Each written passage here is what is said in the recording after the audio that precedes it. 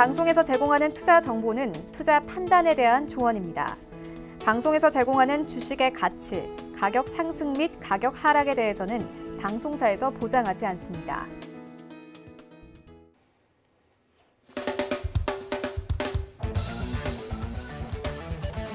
안녕하세요. 수익을 말하다 이재현입니다. 이 시간에는 항상 시장의 이면을 살펴보고 투자 전략을 세워보는 시간입니다. 시장이 너무나 어렵습니다. 상당히 어려운 구간을 지나고 있고 어떻게 보면 연말 연초 급등장 이후에 시장은 정말 오래간만에 우리를 힘들게 합니다. 주식을 하다 보면 상승장도 있고 조정장도 있고 하락장도 있고 반등장도 있습니다. 제가 항상 이런 부분에 대해서 많은 말씀을 좀 드리는데 주식을 하다 보면은 이런 시장의 일관적인 부분은 우리가 어쩔 수 없이 겪어야 되는 과정이고 사실 또 피해갈 수도 없습니다. 항상 상승장에서만 투자하고 하락장이나 조정장에 쉬어가면 좋겠지만 사실 이제 우리가 그러지 못하기 때문에 이런 증시의 사이클을 계속해서 겪게 되는데 그럴 때 이제 우리가 어떻게 이 어려운 구간을 잘 극복하느냐가 사실 중요한 부분입니다. 지금도 마찬가지인데요. 시장이 너무나 급등했기 때문에 충격은 조금 더 크게 다가옵니다. 그 급등장에서 또 이익을 냈던 분이면 괜찮은데 이익도 없이 이런 조정을 받으면 상대적 박탈감이 굉장히 크게 나옵니다. 워낙 크게 상승했다가 조정을 받기 때문에 그 효율증도 지금 상당히 이제 큰 편으로 나오고 있는데 이런 조정장에서 어떻게 우리가 잘 극복하느냐가 또 다른 상승장이 왔을 때 수익을 만들 수 있느냐 없느냐가 또 하나의 중요한 관건이 됩니다. 조정장에서 아무것도 하지 않고 손 놓고 있으면 결국 상승장에서 기대할 수 있는 것은 본전 회복밖에 안 됩니다.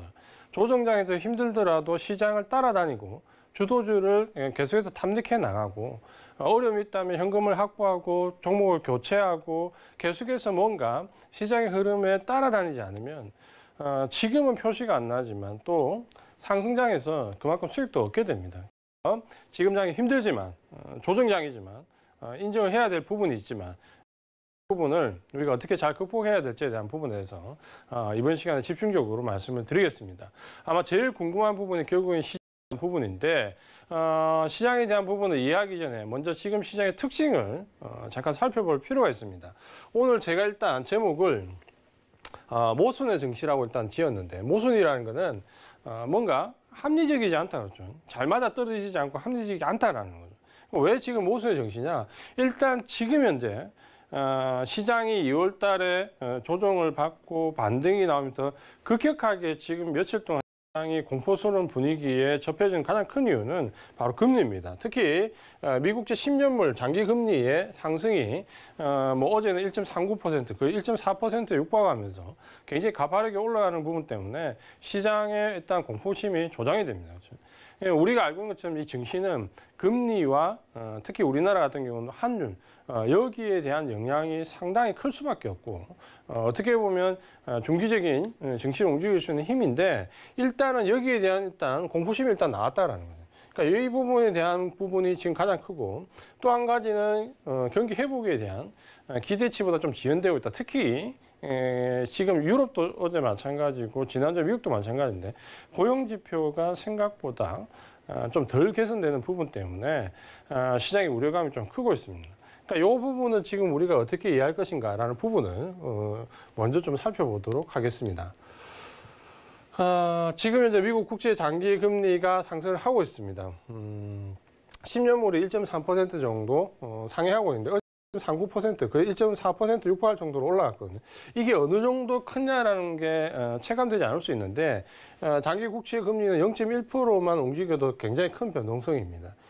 근데 우리가 잘 주목해서 봐야 될 부분은 일단은 10년물이라는 거예요. 장기 금리가 이렇게 상승했다는 거고 보통 장기 금리가 상승하면 나쁜 시그널은 아닙니다. 그러니까 경기가 회복될 것이다라는 기대감을 갖고 있다는 거고 지금은 왜 이 미국제 장기금리가 이렇게 가파르게 상승했냐라는 부분을 먼저 좀 따져봐야 될 것 같은데 두 가지 이유가 있습니다. 자, 첫 번째는 대규모 경기 부양책에 따라서 장기 국채 금리 공급이 굉장히 확대되고 있습니다. 뭐냐면 지금 미국의 바이든 정부가 새로 출범한 이후에 대규모 경기 부양책이 나왔다 그랬죠. 그 전에도 지금 계속해서 경기 부양책이 나왔고, 그럼 경기 부양책은 뭡니까? 돈이 들어가잖아요. 대규모의 돈이 들어가는데 그 돈을 어디서 조달합니까? 정부가 국채를 발행한다 그렇죠. 돈을 조달하기 위해서 국채를 발행할 수밖에 없는데 주로 발행됐던 국채가 1년물 이상부터 해서 뭐 3년물, 5년물, 특히 10년물 국채가 상당히 많았습니다. 그러다 보니까 일단 10년물 국채에 뭡니까? 공급이 많아졌다 그랬죠. 돈을 조달하기 위해서. 공급이 많아지니까 뭡니까? 수요를 불러일으키기 위해서 금리가 상승할 수밖에 없다 그렇죠. 그러니까 대규모 경기 부양책이 나왔기 때문에 어쩔 수 없이 뭡니까? 공급 확대에 따라서 미국 국채 장기 금리가 상승할 수밖에 없다 그렇죠. 장기 국채 금리가. 그러니까 이게 첫 번째 이유고, 두 번째는 뭡니까? 경기 회복에 대한 기대감이 반영이 됩니다. 그러니까 우리가 예전에 작년 같은 경우도 그렇고 재작년에도 있었던 부분에서 뭡니까? 뭔가 굉장히 공포스러운 분위기 할 때 미국 국채 단기 장기 금리 역전차 얘기 작년에 우리가 한번 들어봤다 그랬죠. 이 단기 장기 금리가 역전이 돼버리면 굉장히 시장 하락 시그널로서 조심해야 된다는 얘기를 듣는데, 지금은 그런 상황에 반대로 보면 되죠. 오히려 장기 금리가 더 상승한다는 거예요. 경기 회복에 대한 기대감으로. 그러니까 지금보다는 미래가 더 좋아질 것이라는 기대감을 가지고 있기 때문에 장기 금리가 상승을 하는 거죠. 그러니까 지금 단기 금리에 비해서 그 상승 속도가 가파르다. 그래서 미 국채 장기물에 대한 공급이 확대됐기 때문에 첫 번째 이유. 두 번째는 경기 회복에 대한 기대감이 반영되기 때문에 두 번째 이유. 이 두 가지 이유로 뭡니까? 미 국채 10년물 금리가 가파르게 상승했다 그렇죠. 그렇다면은 이게 호재입니까? 악재입니까? 지금 시장은 굉장히 가파르게 악재로 받아들이잖아요. 이게 호재일까요? 악재일까요? 그건 국민에 따라서 좀 다릅니다. 뭐냐면 일반적으로는 이건 호재입니다. 단기적으로 악재로 받아들일 수 있겠지만 장기적으로는 경기 회복에 대한 시그널이기 때문에 당연히 호재죠. 근데 왜 지금 현재 시장이 과도하게 하락을 하는가 하는 부분은 지금 유동성 장애이기 때문이죠. 왜냐하면 이 유동성 장애 지금까지의 이 가장 큰 유동성의 힘이 뭡니까? 증시에, 주식시장에 유입이 됐고, 그중에서 뭡니까? 작년 한 해 동안 어디에 유입됐습니까? 여기에 집중적으로 유입이 됐다 그러죠. 그러니까 그 유동성, 실물을 앞서가는 유동성 장세에서 유동성이 바로 저 IT 성장률 쪽으로 집중적으로 유입되는데, 이제 뭡니까? 저게 증시나 IT 성장률 쪽이 아니라 실물 경기 쪽으로 유동성이 유입될 수 있다는 그 우려가 뭡니까? 그럼 증시의 악재가 아닐까? 그 가장 혜택을 받았던 IT 성장주는 악재가 아닐까? 자, 이런 논리로 IT 성장주가 지금 어떻게 보면 폭락을 하고 있는 거예요. 저게 일부는 맞고 일부는 그렇지 않다라고 우리가 좀 받아들여야 됩니다. 그러니까 저 IT 섹터가 지금은 다 같이 매를 맞고 있지만 저기서는 다시 올라올 수 있는 섹터도 있고, 반드시 필연적으로 올라오는 sek터들도 있을 것이고, 그대로 주저앉는 섹터들도 있을 겁니다. 그러니까 시장이 굉장히 혼란스럽다는 거죠. 그러니까 우리가 지금 현재 왜 미국채 금리가 상승했는데 IT주가 주저앉을까라는 부분은 이런 유동성 저항과의 연관성을 놓고 우리가 좀 생각을 해야 되는 부분입니다. 그러니까 어떻게 보면은 실물적인 경기가 흐름에 의해서 그렇게 된다는 게 아니고, 그냥 합리적인 유추에 의해서, 생각에 의해서 IT 성장주가 조정을 받는다 그렇죠. 그러니까 일부는 맞고 일부는 다르다는 거예요. 근데 지금 현재 IT 성장주 조정을 받는데, 어제 미국장을 보시면 어때요?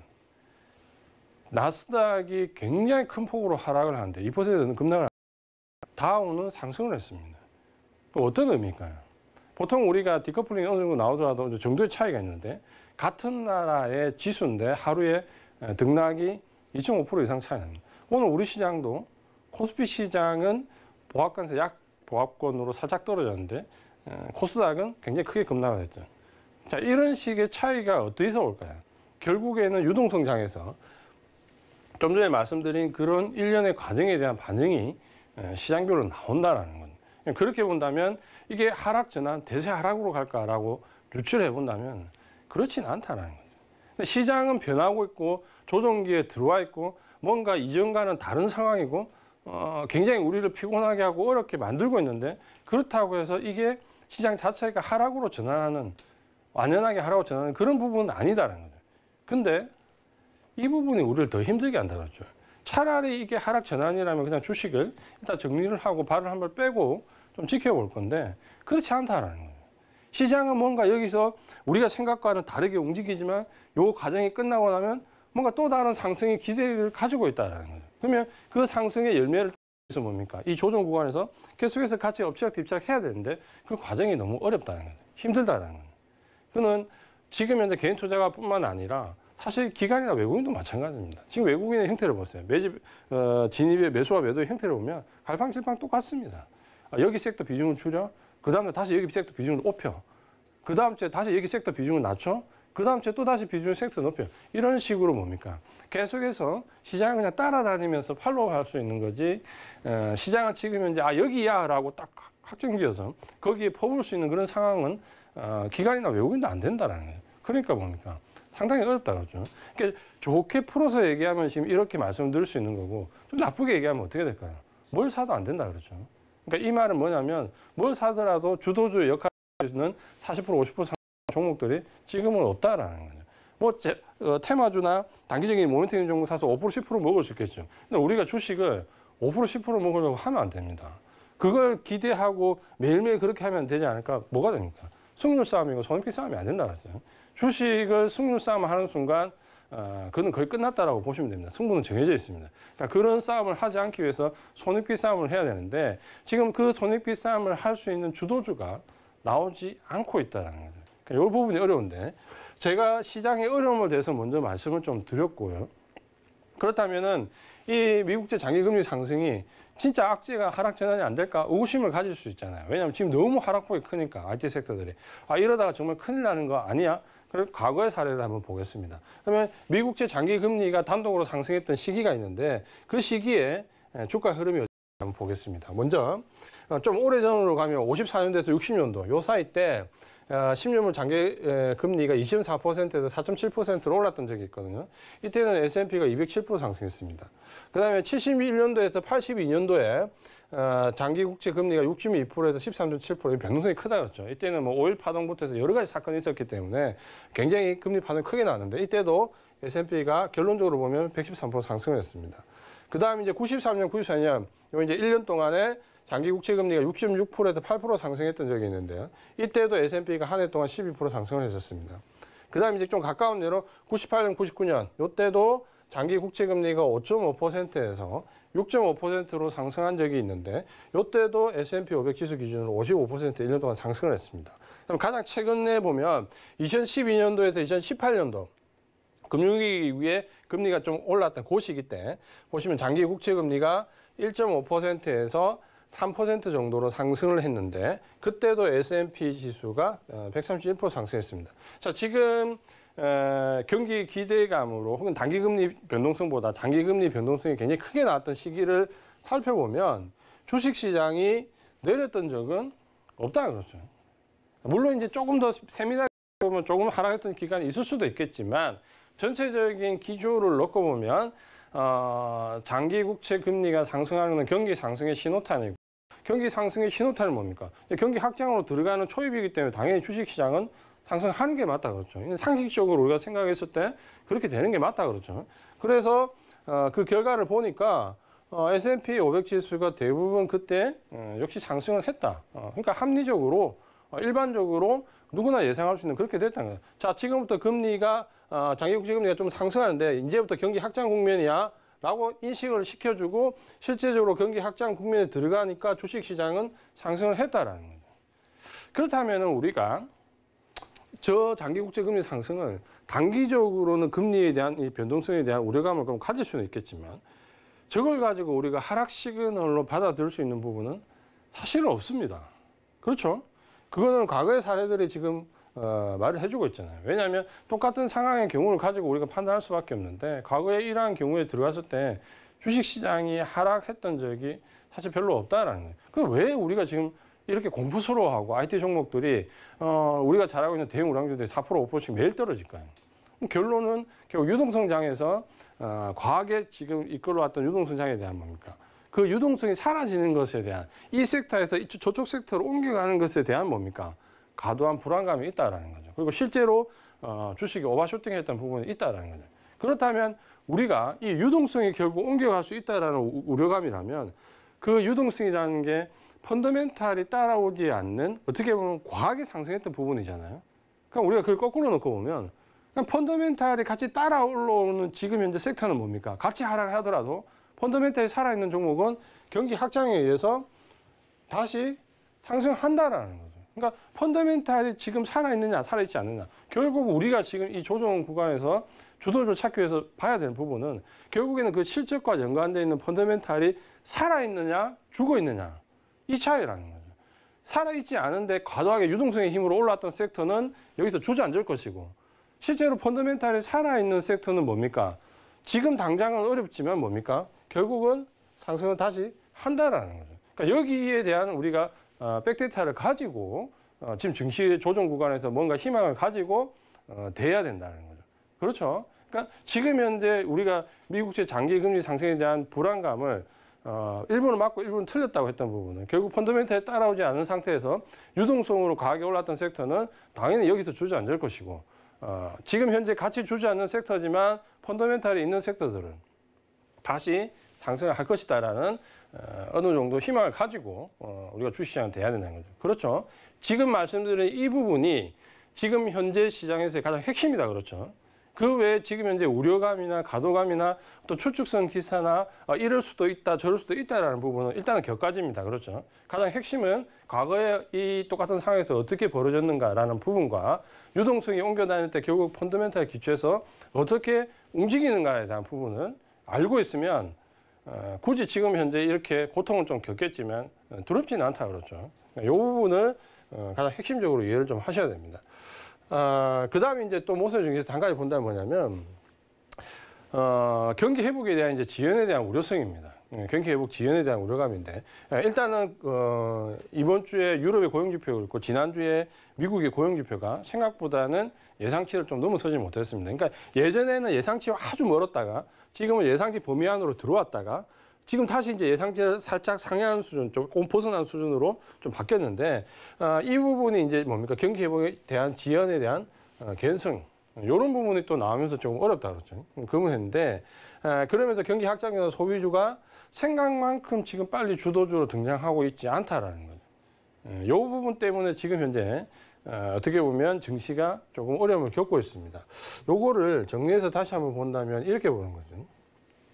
모순의 증시는 왜냐하면 장기 국채 금리가 상승에 대한 기대감이 있고 경기 확대에 대한 기대감이 있어서 상승을 했다. 그러면 오케이. 펀더멘탈에 받아주지 못했던 일부 IT 종목이나 유동성에 거품을 끼는 종목들이 급락 오케이 이해를 할 수 있다는 거죠. 그럼 반대로 뭡니까? 경기 확대에 대한 기대감이 있으니까 경기 확장률도 올라가야 되잖아요. 근데 지금 현재 증시가 어떠냐면 미국제 장기 금리 상승으로 인해서 IT 성장주도 조정받는데 경기 확장주가 그럼 반대로 올라가야 되는데 경기 회복 지연에 대한 우려감으로 여기도 또 조정받네요.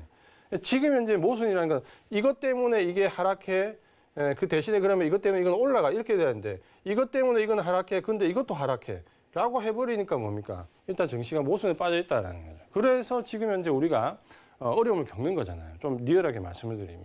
결국에는 이쪽이 무너져서 상대적으로 이쪽이 올라가야 되고 이쪽이 올라가면 이쪽이 내려가야 되고 이런 논리로 가야 되는데 이쪽은 이래서 안 되는데 저쪽은 저래서 안 돼 라고 하니까 지금 현재 증시가 2월 달에 들어와가지고 기간 조정 양상을 거치고 있다 그랬죠. 그렇다면 지금 현재 이렇게 이것도 안 돼 이것도 안 돼라는 건 뭡니까?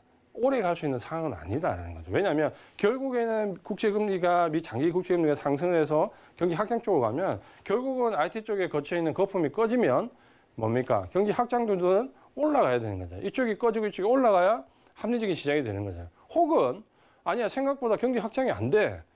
그래서 다시 주저앉아. 그러면 경기 확장률이 내려오고 뭡니까? 다시 IT 성장주들이 또다시 시장을 치고 나올 수 있는 또 조건이 되거든요. 결국 이게 안 되면 이게 되고 이게 안 되면 이게 되는 상황이 돼야 되는데 둘 다 안 되는 상황은 그렇게 오래 가지는 않는다는 거죠. 제가 볼 때 2월 말, 3월 초 이런 정도면 이런 상황은 어느 정도 마무리가 됩니다. 그 분수령이 어디냐면 지금 현재 이번 주에 파월 이제 연준 의장이 오늘과 내일 미국 하원 상원에서 연설을 하잖아요. 그러니까 질의 응답을 하는데 아마도 그 이후에 어느 정도 실타래가 조금씩 풀릴 것 같은 아마 조짐이 좀 나올 것 같습니다. 그러니까 그 부분은 좀 우리가 유심히 봐야 되고 그래서 지금 현재는 코로나19 시대 종식이 다 왔다라는 부분은 계속해서 나오는 거예요. 그러니까 유럽에 지금 현재 백신을 맞은 이후에 영국을 비롯해서 봉쇄 조치 해제를 어느 시기에 하겠다는 게 지금 구체적으로 나오잖아요. 그러니까 미국도 뭡니까? 이제 백신을 맞아 들어가는데 코로나 종식과 관련되어 있는 경기 확장, 봉쇄 조치 해제와 경기 확장 정책을 단계별로 지금 이제 비전을 플랜을 제시하겠다라고 지금 나오잖아요. 그러니까 어쨌든 누가 봐도 코로나19 시대가 지금 종식되고 있다라는 거는 계속해서 변이 바이러스가 어떻든 백신의 효과가 어떻든 백신의 부작용이 어떻든 그거는 주류가 아니다 그렇죠. 큰 흐름에서는 지금 현재 코로나19 시대 종식이라는 건 눈에 보인다라는 거죠. 맞습니까? 그게 현재 큰 줄기고 그 주위에서 지금 여러 가지 논란의 여지가 나오는 거는 일단은 격가지라는 거예요. 그러니까 큰 흐름을 우리가 놓고 정치에 대한 기본적인 생각을 좀 해야 되는 거죠. 근데 생각보다 더딘 경기 회복인데 이거는 지금 현재 보면 그럴 수밖에 없다는 거죠. 왜냐하면 지금 현재 경기 회복에 대해서는 결국 미국이나 중국, 유럽에서 어느 정도 방향을 터내줘야 되는데 중국은 어쨌든 저쨌든 간에 그게 어떤 체제든 간에 지금 턴한 상태에서 코로나19 종식 이후에 가장 빠르게 지금 가고 있는데 미국은 어쨌든 트럼프 대통령 이후에 여러 가지 정치적인 문제 부분 그 과정이 좀 더뎠다는 거예요. 경기 부양식도 뭡니까? 중간에 끊겼잖아요.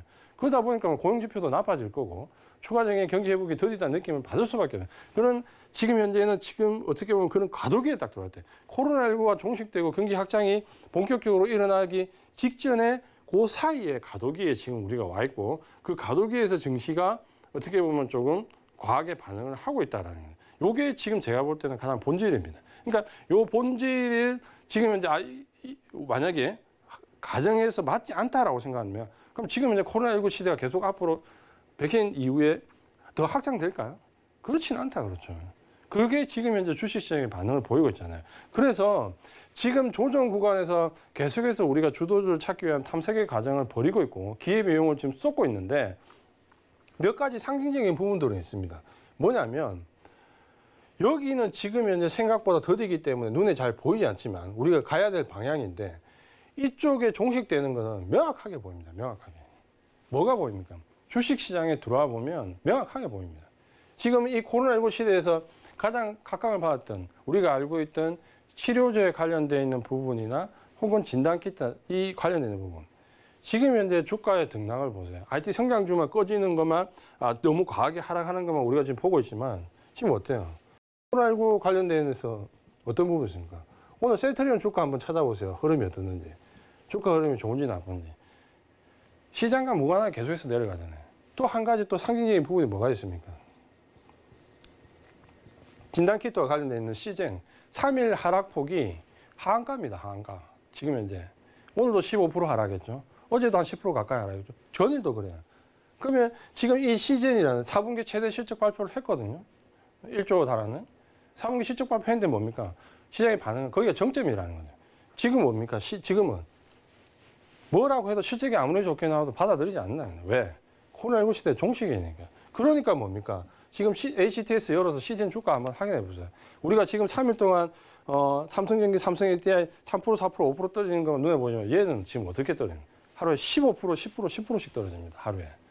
그 폭락의 의미가 뭐를 의미하는 겁니까? 우리의 관심은 지금 여기가 더디다는 주도주가 안 나오는 게 포커스를 맞추고 있지만 결국은 뭡니까? 저쪽이 종식된다는 것은 변함없는 사실이라는 게 주식시장에서 이미 반영이 되고 있잖아요.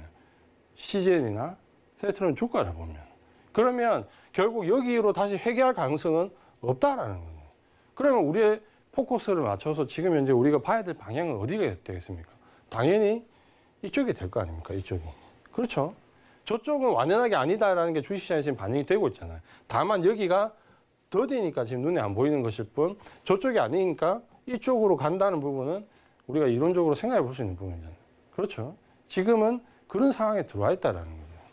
그래서 지금은 양쪽 다 지금 힘들어하는 모순의 구간에 들어와 있지만 이 부분이 오래 가지는 않고 결국은 이쪽으로 시장의 방향성이 바뀐다는 것은 그냥 계절의 변화하고 똑같다고 보는 거예요. 지금 이제 겨울이 다 가는 시점이잖아요.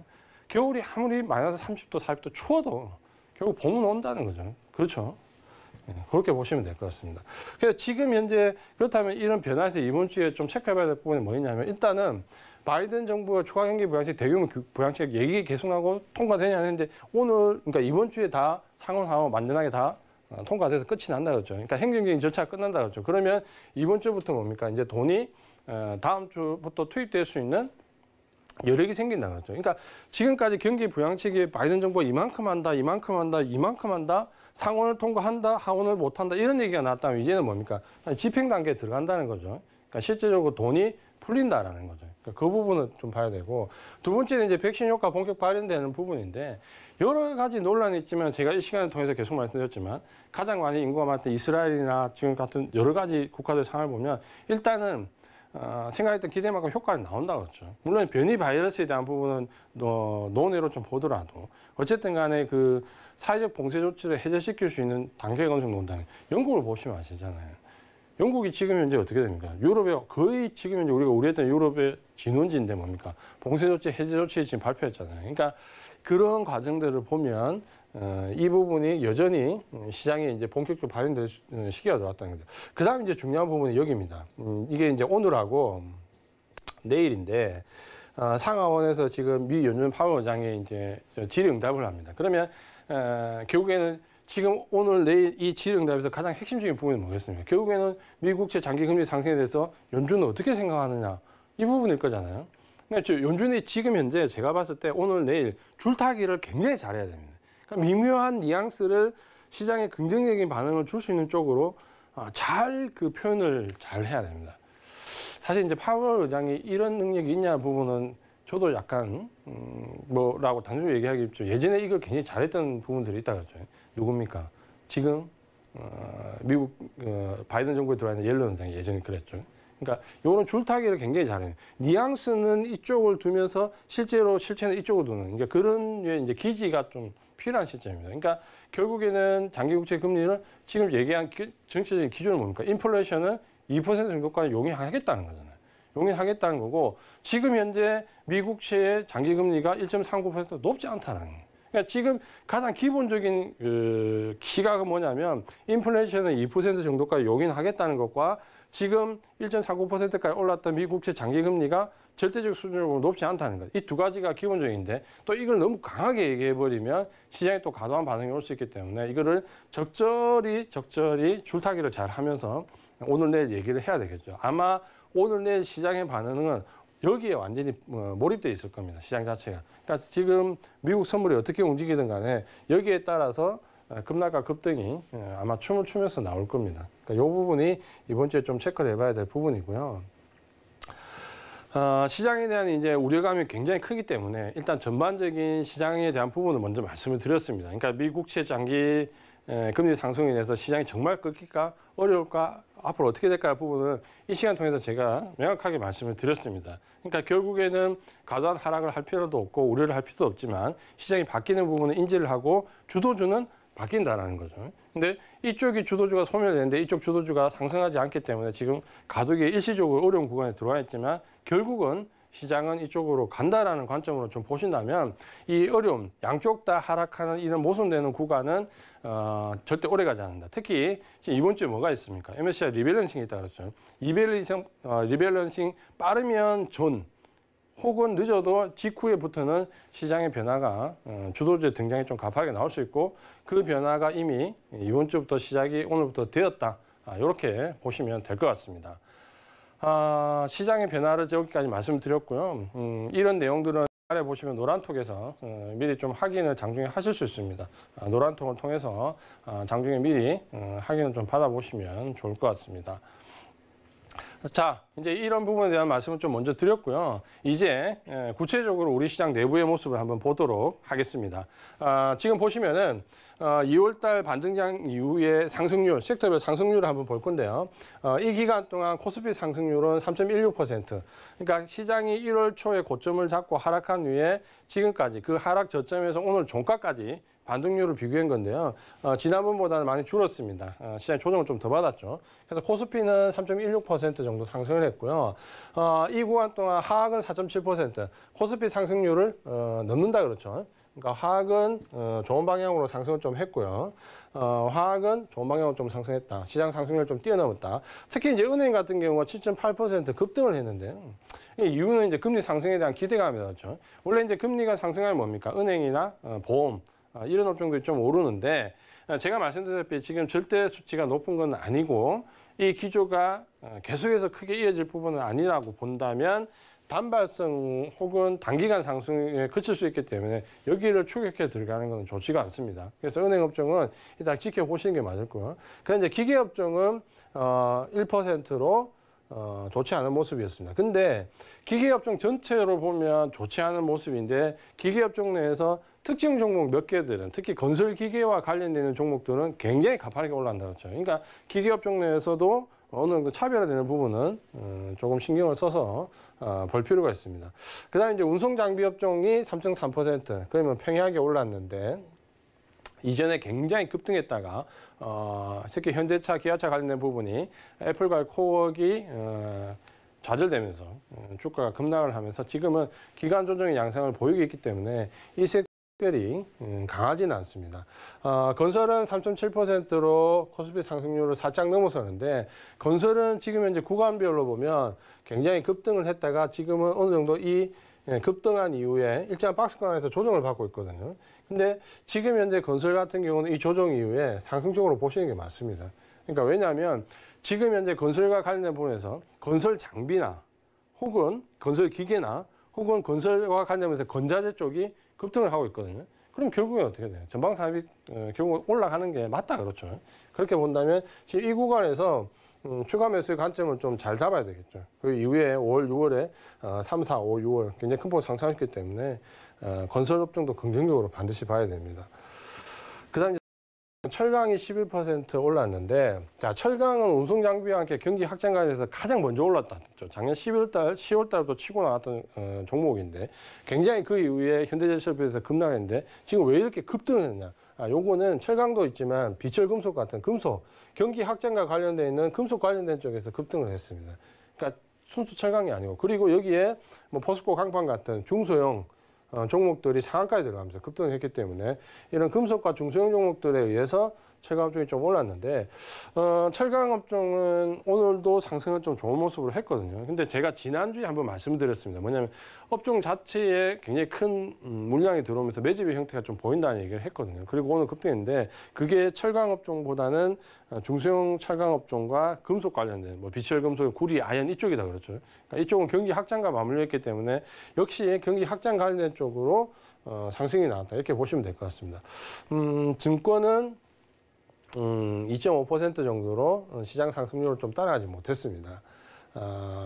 지금 연말에 배당 관련된 큰 폭의 매물이 들어온 이후에 지금 그 이후에 계속해서 증권은 금리 인상과 무관하게 은행이나 보험업종 대비해서 뭡니까 상대적으로 많이 못 올라간다 그렇죠. 그러니까 여기는 그냥 관망.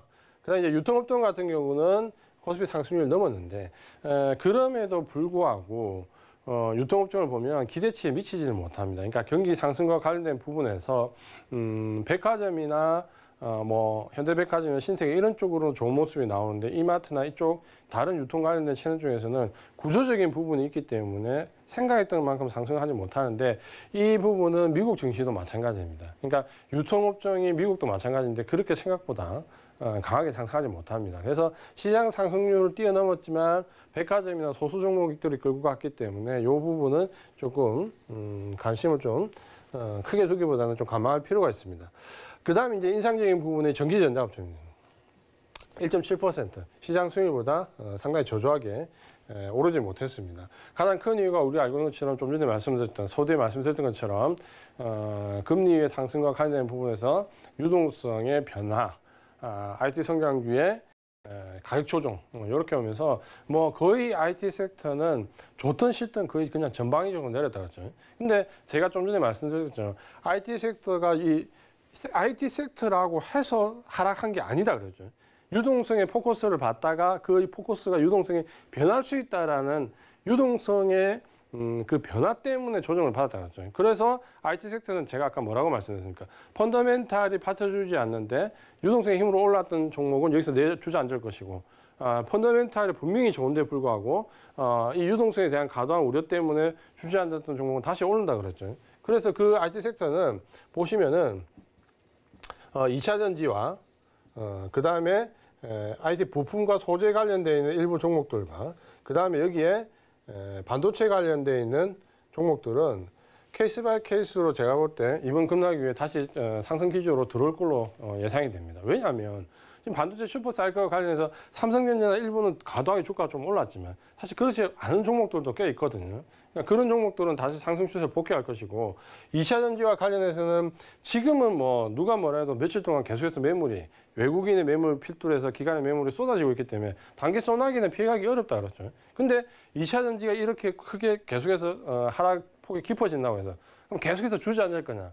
그렇지는 않다는 거예요. 지금은 외국계 펀드들의 포션을 줄여나간다기 때문에 기계적으로 물량이 나온다 그랬죠. 그러니까 그 물량들이 다 나가고 나면 분명히 기계적으로 사들어오는 펀드들은 반드시 발생합니다. 2차전지. 그러니까 2차전지는 단기 소나기는 좀 피해가 돼 장기적인 관점에서는 계속해서 주시를 하고 있어야 됩니다. 반도체 일부도 마찬가지고요. 그다음에 IT 부품 소재 쪽에서도 2차전지 관련되어 있는 소재나 반도체 관련되어 있는 MLCC, PCB 관련된 쪽은 계속해서 관심을 가지고 봐야 된다. 그래서 이 IT 쪽은 지금 당장은 조정폭이 굉장히 크지만 완전히 버려야 될 쪽은 아닙니다. 그러니까 선별적으로 가져가야 될 종목은 주시를 좀 하고 있어야 됩니다. 그 다음에 이제 어려운 업종이 제약바이오 업종이 마이너스 6%인데 이거는 유일하게 제약바이오 업종은 뭡니까? 마이너스입니다. 다른 섹터들은 이 반등 구간에서 2월 1일부터 나온 반등 구간에서 시장이 조정을 받고 반등이 나온 구간에서 등락의 차이는 있지만 반등이 나왔다는 거죠. 그러면 시장이 우리가 지금 급등한 이후에 1월 중순 고점을 만들고 조정을 받으면서 지금 내려와 있다가 이런 정도 지금 시장 조정 구간에서 반등이 이렇게 나와 있다라는 건데 이 IT는 마이너스잖아요. 이 말은 뭡니까? 조정 구간에서 내려앉았다는 거예요. 그렇죠. 다른 거는 지금 조정 구간에 지금 들어와 있는 거지만 이 마이너스 6% 굉장히 큰 폭으로 주저앉았다는 거예요. 그럼 그림이 대부분 IT 종목은 어떻게 그려지겠습니까? 우리가 기술적으로 얘기하는 뭡니까? 이중 고점 형태로 지금 주저앉았다는 거죠. 왜 이 제약바이오 업종은 주저앉았을까요? 그게 지금 현재 시장에 정확한 지금 현재 위치를 얘기해 주는 거죠. 코로나19 관련되어 있는 치료제, 진단키트 같은 소모품, 의료품 그런 종목이 뭡니까? 다 주저앉았다는 거예요. 결국 뭡니까? 포스트 코로나 시대로 접어든다라는 거죠. 그러면 결국 제약바이오 업종은 코로나19 급락이 위해 가장 먼저 급등했던 섹터인데 그 급등의 원인이 그때 당시에 작년 초기에 임상과 관련된 일부 종목들의 테마, 거품, 여기에 코로나19 마스크부터 시작해서 소재, 부품, 장비 그리고 뒤쪽으로 가면서 진풍제약처럼 일부 뭡니까? 코로나19 치료제, 백신 관련되어 있는 종목들 다 거품으로 올라왔던 종목들이 이제 뭡니까? 다 꺼져가고 있다는 거예요. 그럼 뭡니까? 새로운 시대가, 한 시대가 지금 뭡니까? 마무리하고 새로운 시대가 이제 시작된다는 거예요. 그게 지금 현재 뭡니까? 명확하게 보이는 거죠. 모든 섹터가 그래도 반등 구간에서 1%라도 다 올랐는데 유일하게 제약 바이오 섹터만 마이너스 6%. 시장이 완전히 주저앉았다는 거예요. 이거는 결국 제가 아까 좀 전에 말씀드린 것처럼 시장의 변화가 반영되어 있는 겁니다. CGN이나 셀트론이 내려가는 걸 보면 IT 섹터가 내려가는 거는 비교가 되지 않습니다. CGN이 오늘 마이너스 15% 하락, 어제도 마이너스 한 10%, 그전에도 마이너스 한 7, 8% 하락. 지금 하루에 빠지는 게 겁날 정도로 빠집니다. 그러니까 지금 이게 현실이다 그렇죠. 그러니까 시장의 변화는 우리가 IT 섹터에 포커스를 맞추는 동안 보이지 않는 곳에서 뭡니까? 계속해서 일어나고 있다 그렇죠. 그러니까 이 부분들을 우리가 꼭 신경을 써야 됩니다. 그러면 반등장에서 종목을 보면 사실 종목은 외국인들이 별로 산 게 없습니다. 2월 초에 반짝때 좀 샀다가 대부분 외국인들이 샀던 종목은 뭐다? 거의 다 공매도 쇼커버입니다. LG화학 샀다가 지금 가파르게 팔고 있죠. SK하이닉스는 그래도 좀 사 나가는 종목 중에 하나입니다. 그러니까 반도체 섹터 내에서 지금 현재 가격적인 부분을 보면 삼성전자보다는 오히려 SK하이닉스가 지금은 좀 부담 없이 접근을 할 수 있습니다. 그 다음에 이제 카카오도 끌어올렸다가 지금 차익 실현 일부 하고 있고요. 셀트리온은 지금 대규모 매물이 나오고 있죠. 그 다음 이제 포스코가 지금 흐름이 좀 괜찮습니다. 그래서 지금 철강, 비철금속 관련 이쪽 쪽은 이전에 현대제철이 좀 끌고 왔다면 지금은 포스코 계열을 좀 끌고 가는 모습이기 때문에 포스코가 좀 괜찮아요. 지금 현재 그림을 보면 카카오나 포스코 정도가 어느 정도 매수세가 들어오고 있다. 이렇게 좀 보시면 될 것 같고요. 그 다음 이제 SK텔레콤, 네이버는 카카오 같은 영역으로 보시면 될 것 같고 플랫폼 관련돼서 지금 이제 레벨업 되고 있고 그 다음 이제 화학적으로 롯데케미칼, 삼성 SDI 일부 샀고 NC소프트. 삼성 SDI는 지금 며칠 동안 매물이 강하게 나오기 때문에 지금은 단기적으로 매도 물량이 많습니다. 근데 전체적인 물량을 보면 여전히 매수권이라는 거. 그 다음 이제 NC소프트 이런 거는 대부분 공매도 쇼커버링입니다. 그렇게 본다면 뭐 그렇게 특별하게 크게 이슈가 될 만한 종목 없고 플랫폼 관련되어 있는 카카오나 네이버, 그다음에 화학 관련되어 있는 쪽 일부 이런 정도만 지금 현재 외국인들이 보고 있다. 이렇게 좀 보시면 될 것 같고요. 기간을 보면 조금 이제 좀 달라졌습니다. 뭐냐면 예전에 기간은 알고 계신 것처럼 거의 매물을 쏟아내기 바빴고 사는 종목은 거의 ETF 지수 관련된 인덱스 펀드나 ETF 이런 쪽으로만 지금 샀거든요. 근데 지금 보시면 종목이 좀 들어와 있습니다. 보시면 이제 S-오일 유주 관련돼 있고 롯데케미칼 석유화학 정유 관련된 석유화학 쪽으로 그다음에 이제 KT 그다음에 코덱스 MSCI 신세계 유통 관련된 데서 백화점 쪽 경기 확장과 관련돼 있는 부분에서 조금씩 기관들이 사들어오고 있다 그랬죠. 최근에 보면 연기금이 계속해서 매도 물량을 크게 높여가는데 일부 투신에서 사는 종목들을 보면 주로 이런 종목들입니다. 정유나 석유화학 쪽이나 유통 관련된 쪽 일부. 그러니까 어쨌든 경기 확장과 관련된 쪽에 기관들이 조금씩 사 들어오고 있다. 이렇게 이해를 좀 하시면 될 것 같고요. 그 다음 종목 보면 뭐 타이거 200 역시 ETF 관련된 지수 관련된 ETF, OCI 석유화학 쪽으로 보고 있죠. 그 다음에 뒤에 대림지주 관련된 쪽, 그 다음에 LG 디스플레이, 코덱스 레버리지. 여전히 ETF 관련되어 있는 지수 관련된 종목들 상방 쪽 배팅이 있고, 그 다음 특이하게 뭡니까? 화학 종목들이 좀 많이 들어와 있다 그렇죠. 그러니까 화학 쪽은 경기 확장의 가장 근본이 되는 어떻게 보면 쌀 같은 존재이기 때문에 그쪽으로 기관들이 조금씩 포커스를 맞추고 있다. 그러니까 외국인들의 공매도 쇼커버링에 일단 많은 물량에서 일부 경기 확장 쪽 관련된 종목도 조금씩. 그 다음에 기관은 지수 역시 계속해서 상방 배팅 쪽에 석유화학이나 경기 확장 관련 종목으로 생각보다 이제 기관들이 조금씩 들어오고 있다는 거예요. 그러면 우리가 지난 몇 주간에 봤던 종목들과 좀 비교하면 외국인들은 살짝 한 발 물러나 있고 기관들은 경기 확장 쪽 조금씩 들어와 있고 외국인들은 이제 선별적으로 잽 정도만 날리는 그런 수준이다 그렇죠. 이런 정도가 지금 외국인 기관의 종목들인데 사실 보면 별거 없습니다. 그러니까 이걸 별거 없다라는 표현을 좀 다르게 시작하면 시장이 재미가 없다는 거고 시장이 조정 기간에 들어와 있다는 거죠. 그러니까 아직까지는 물밑 작업이 아주 활발하게 나오지는 않는데 오늘 보면 조금 그러니까 오늘을 기점으로 해서 조금 달라진 모습이 나옵니다. 뭐냐면 어제 나스닥이 굉장히 크게 급락했는데 다우가 플러스를 유지했거든요. 그러면서 IT 쪽과 경기 확장 쪽의 흐름이 완전히 갈라졌는데 우리 시장도 좀 오늘 그랬다 그랬죠. 장 초반에 같이 하락했지만 경기 확장과 관련된 종목들 소비재 일부는 상승으로 전환하는 모습을 좀 보였고 IT 성장주는 그냥 그대로 주저앉는 모습을 좀 보였다 그랬죠. 그러면서 주가 차별되는데 이 현상이 오늘 내일 미국 연준의 파월 의장 연설 이후에도 이어지는가를 보고 만약에 이어진다라고 하면 적극적으로 종목을 그쪽으로 좀 교체하면서 더 빠른 쪽으로 그쪽으로 가야 됩니다. 그러니까 그렇지 않고 오늘 만약에 연준의 반응에서 파월 의장의 반응이 뜨뜻미지근하게 나와가지고 시장에 잘 반응이 안 되면 일단 조금 더 지켜보는 전략이 유효합니다. 이제 투자 전략에 대해서 좀 말씀을 드려야 되는 시간인데요. 사실 투자 전략을 세우기가 상당히 만만치 않은데 일단은 시장의 지금 현재 상황에 대해서 좀 명확하게 알고 대응을 하는 게 좀 중요할 것 같습니다. 그 뭐냐면 첫 번째는 시장별 차등 등락입니다. 지금 보시면 오늘도 마찬가지인데요. 계속해서 코스피 시장과 코스닥 시장은 등락의 차이가 굉장히 큽니다. 코스피 시장은 급등 이후에 지금 조정 구간에서 지금 이런 모습이고 코스닥 시장은 지금 이런 모양입니다. 그러니까 모양 자체가 지금 현재는 다르다 그렇죠. 모양 자체가 다르기 때문에 계속해서 올 한 해 작년 연말부터 코스닥의 순환매에 대한 기대가 이제 쏙 들어갔다 그렇죠. 계속해서 뭐 연말 연초에 코스닥 순환매 온다 했는데 제가 그렇지 않다라는 부분 유동성장을 이해를 하면 절대 그렇게 되지 않는다는 부분을 이 시간 통해서 계속 말씀을 드렸습니다. 그게 지금도 마찬가지죠. 오늘도 마찬가지지만 코스닥 급락할 때 코스피 시장은 약보합권으로 들어왔죠. 그러니까 이런 시장별 코스피 시장과 코스닥 시장의 차등화를 반드시 이해를 하고 전략을 세워야 됩니다. 두 번째는 뭐냐면 섹터별 차등 등락입니다. 오늘 보신 것처럼 좀 크게 얘기하면 IT 성장주와 경기 확장과 관련된 종목들은 거의 하늘과 땅만큼 차이가 난다 그렇죠. 어제 오늘 보면. 그러니까 이런 섹터별 등락의 차이가 크게 나올 수 있다는 거예요. 유동성 장세가 2기로 들어가면 하나의 특징이기도 한데 유동성 장세가 처음 시작되는 시점에서는 뭡니까? 뭘 사도 다 올라갑니다. 안 좋은 섹터도 낮고 가대로 올라가고 좋은 건 좋다고 올라가고 그래서 유동성 장세 1기에는 뭘 사도 다 올라가는데 이 유동성이 어느 정도 무르익는 시기 지금 정도면 뭡니까? 아주 차별화가 심하거든요. 시장 간 차별화 나오고 섹터별 내에서도 뭡니까? IT 쪽이냐 경기 확장 쪽이나 해서 등락이 완전 갈립니다. 그게 어제 미국 증시로 보면 명확하게 나온다.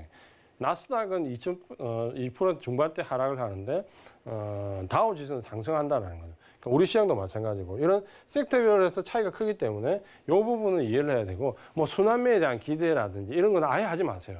지금 그럴 시장이 아니니까 그런 기대감을 아예 접고 정확하게 주도 섹터 쪽으로만 포커스를 맞춰서 들어가는 전략으로 가야 되고 내가 물려 있어도 순환매 돌아가면서 언젠가 이런 기대는 이제 접어야 됩니다. 그다음에 이제 두 번째 또 마지막으로 세 번째 뭐냐면 종목별도 찾아드립니다. 같은 섹터 내에도 종목 등락이 천차만별입니다. 가장 크게 지금 보이는 게 뭡니까? 기계나 오늘 HTS 이 방송 끝나는 기계나 화장품 섹터 내에서 종목도 등락을 보세요. 화장품 섹터 같은 경우도 어떤 종목은 이번 한 주에 10% 상승하는데 어떤 종목은 이번 한 주에 20% 하락하는 종목도 있습니다. 그러니까 화장품 섹터 내에서도 종목이 상승하는 종목과 하락하는 종목이 하늘과 땅 차이입니다. 기계업종 내에서도 우리가 오늘 말씀드렸던 뭐 두산마켓이 이렇게 상승하는 종목과 하락하는 종목 편차가 굉장히 크게 나옵니다. 그러니까 같은 섹터 내에서도 뭡니까? 실제로 펀더멘탈에 쫓아 들어가서 수급이 개선되는 종목과 그렇지 않은 종목이 뭡니까? 등락이 갈린다는 거예요. 그래서 지금 현재는 시장이 다 같이 상승하고 다 같이 하락하고 좀 기다리면 돌아서 순환매가 되는 그런 구조를 가지는 장이 절대 아니다. 시장별 등락도 코스피, 코스닥 시장 등락도 다르고 섹터별 내에서 IT 성장주냐 혹은 경기 확장주냐 다르고 그 섹터 내에서도 기계 섹터 내에서도 화장품 섹터 내에서도 상승하는 종목과 하락하는 종목이 갈린다는 거예요. 그러니까 굉장히 뭡니까? 전략 세우기가 만만치 않다 그렇죠. 저 안에서 정말로 차기로 갈 만한 종목을 찾아내는 게 그렇게 만만치 않다는 거예요. 예전처럼 2차전지 뭘 사도 다 오르고 반도체 뭘 사도 다 오르고 그런 시기는 지났다 이제 그렇죠. 특히 중요한 부분이 가격이기 때문에 가격과 펀더멘탈 이 두 가지에 의해서 같은 종목 내에서도 반드시 등락의 차별화가 옵니다. 그러니까 이 부분을 꼭 기억을 하셔야 됩니다. 그래서 지금 현재 제가 계속해서 섹터를 말씀드렸는데 오늘은 수급 쪽으로 한번 말씀드리겠습니다. 뭐냐면 기간의 매도는 지금 어쩔 수 없이 계속 나온다 그러죠. 기간의 매도는 어차피 지금 연기금의 정책 기준을 보면 제가 볼 때 한 5월 달까지는 매도 나올 것 같아요. 계속해서. 투시는 돈이 없고. 그러면 기간은 계속해서 매도가 나온다는 걸 전제로 하면 과연 이 기간의 매물을 누가 받아가느냐. 외국인이 매수해가는 섹터 여기가 일단은 첫 번째 관심 종목입니다. 그러니까 섹터별로 봤을 때 수급적으로 봤을 때 이런 교집합을 찾아야 된다는 거예요. 그 섹터들 잘 보면 기계업종 그렇고요. 화학업종도 기간이 매도하는데 외국인이 사고 있어요. 철강 금속 쪽, 비철금속 관련된 쪽도 기간에 매도할 때 외국인이 사고 있거든요. 은행도 마찬가지예요. 근데 은행은 금리 상승 영향이 때문에 좀 두고 봐야 되고. 그렇다면 이런 섹터들이 뭡니까? 향후에 시장을 좀 주도할 가능성이 높다라는 거고, 저 기간의 매물이 강하기 때문에 지금 외국인의 매수세가 약하기 때문에 이런 섹터들이 눈에 잘 보이지는 않지만 그게 드러날 때는 순식간에 강하게 나온다는 거죠. 대한유화처럼. 그러니까 드러나지 않을 때는 하나도 안 보이다가 드러날 때는 이미 완연하게 상승한다. 요거를 꼭 기억을 하시는 게 좋습니다. 그 다음에 이제 레벨업 섹터, 이걸 섹터로 보면 결국에는 제가 가격과 펀더멘탈이 중요한데 그 펀더멘탈을 놓고 봤을 때는 뭡니까? 석유화학이나 건설기계나 원자재 관련된 금속 쪽이나 혹은 화장품 관련 쪽은 뭡니까? 일단 레벨업 가능성이 높습니다. 그러니까 이런 쪽으로 앞에가 중복된다 그러죠. 교집합을 만들 수 있는 섹터 쪽으로 보셔야 된다. 이렇게 말씀을 드리겠고요. 그래서 지금은 주식 비중은 조금씩 늘려는 가지만 시장이 좋지 않기 때문에 지금 이제 바로 막 공격적으로 하기는 어렵고 경기 확장주 위주로 주식 비중을 조금씩 60% 정도까지 조금씩 늘려가는 2월 달에는 전략 정도. 현금은 그래도 40% 이상을 가지고 있는 전략으로 말씀을 드리겠습니다. 시장은 굉장히 지금 어려운데 조정장은 여러 가지 특징이 있습니다. 가장 큰 특징이 일단 주도주가 많이 하락합니다. 주도주가 많이 하락하고 테마주가 많이 난립합니다. 그 다음에 기관이 항상 매도하고 개인의 외국인이 매수합니다. 그 다음에 미국 시장과 디커플링이 나옵니다. 이게 조정장의 특징인데 지금은 이런 특징들이 우리 시장에서 다 나온다 그렇죠. 그렇게 본다면 시장은 어때요? 하락 전환 그렇죠. 하락 전환은 아니고 조정의 강도인데 조정장이라고 보시면 되는데 이 조정이 상당히 피곤한 조정입니다. 그러니까 주도주가 빨리빨리 나와주는 조정은 좀 편한 조정이고요. 하나의 주도주가 소멸될 때 새로운 주도주가 나와주면 괜찮은데 지금처럼 소멸은 되고 나와주지 않는 이 답답한 기간, 이 기간을 우리가 현명하게 잘 버텨야 됩니다. 항상 시장은 상승과 하락의 반복이지만 어떻게 보면 이번 같은 조정이 작년 조정 기간보다 짧지만 더 우리를 힘들게 할 수 있는 제가 말씀드린 전략으로 한번 본인의 전략을 잘 세워보시기 바랍니다. 시장이 굉장히 어렵습니다. 이런 장이 항상 반복적으로 나오지만 쉽지는 않습니다. 이런 조정장에 대한 대응, 궁금하신 분들은 이 노라통에서 같이 한번 확인을 좀 해보시고요. 시장이 어려울수록 긍정적인 마인드, 주식은 항상 긍정적인 사람이 수익이 더 높다. 마지막으로 이 부분을 꼭 강조하면서 오늘 시간 마감하도록 하겠습니다. 감사합니다.